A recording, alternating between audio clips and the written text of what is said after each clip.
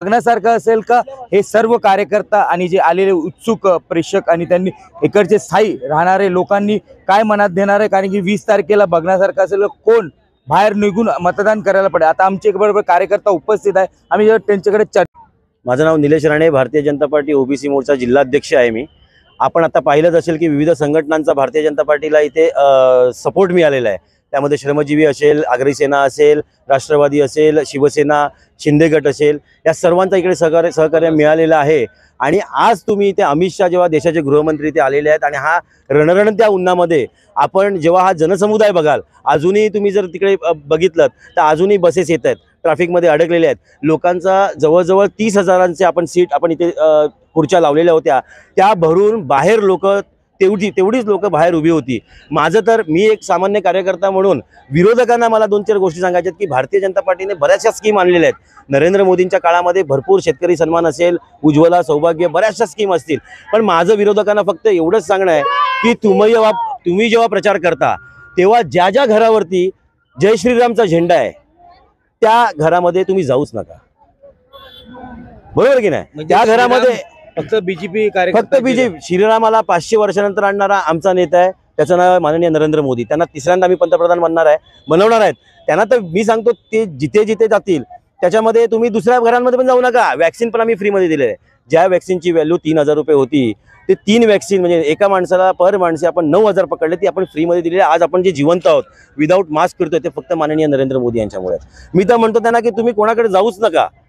सगळेच्या सगळे जे आता लाभार्थी आहेत हे भारतीय जनता पार्टीने बनवलेले आहेत। देशाला विकसित करण्यामध्ये नरेंद्र मोदीजींचा हात आहे। जसे नरेंद्र मोदी तिसऱ्यांदा 10 जूनला शपथ घेतील, तिसऱ्यांदा पंतप्रधान बनतील, भारत देश 3ऱ्या नंबरवरती अर्थव्यवस्थेमध्ये आलेला असेल। पालघर जिल्ह्यामध्ये आदिवासी क्षेत्र जास्त आहे आणि ते शहरी विभागाला बहुजन विकास आघाडीचा गड मानला जातो, त्याच्यानी कशी लढाई असेल आपली? शहरी विभागामध्ये भारतीय जनता पार्टी वसई विरार, नालासोपारा, बोईसर विधानसभा आणि पालघर, डहाणू, वाडा, आपल्याला जो आदिवासी बहुल विभागामध्ये जे आपल्याला कॅन्डिडेट मिळाले आहेत ते सुशिक्षित आहेत, MBBS आहेत। डॉक्टर हेमंत विष्णू सावरा, त्यांचे वडील 7 वेळा आमदार होते, 3 वेळा कॅबिनेट मिनिस्टर होते, त्यामुळे त्यांचा जनसंपर्क दांडगा आहे। ग्राउंड टू अर्थ असलेली त्यांचा स्वभाव आहे, त्यामुळे ते कोणाला इझिली ॲक्सेसेबल होतात। आदिवासी समाज असू दे, ओबीसी समाज असू दे, ओपन असू दे, मराठा समाज कोणीही असू दे, अल्पसंख्याक असले तरी पण हेमंत विष्णू सावरा हे सर्वांना इझिली ॲक्सेसेबल आहेत।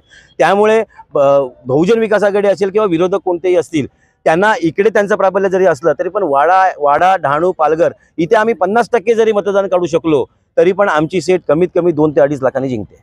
काय सांगतील, आपला परिचय सांगा आणि काय वाटतं आज अमित शहाची संवाद साधला तुमच्या बरोबर, त्यानंतर ऊर्जा कशी वाटते? मी ॲडव्होकेट सतीश बोंडवे, अनुसूचित जाती मोर्चाचा सरचिटणीस आहे। मुळात आपल्याला माहिती असेल की ही लढाई जी आहे ना, ही दिल्लीची लढाई आहे। गल्लीतले काही पक्ष आपला नशीबकडे आजमावत आहेत। मला सांगायचं आहे की आपण हा जो काही जनसमुदाय बघितला असेल तर या जनसमुदायामध्ये आपल्याला एक चित्र तर क्लिअर झालं असेल की देशामध्ये भारतीय जनता पार्टीचे जे काही कार्यकर्ते आहेत त्यासोबत जनता ह्यांनीच आता यावेळेला ठरवलेलं आहे की देशाचे पंतप्रधान नरेंद्र मोदीजी यांना 3ऱ्यांदा पंतप्रधान बनवायचं आहे। निवडणूक ही आता फक्त औपचारिकता राहिलेली आहे।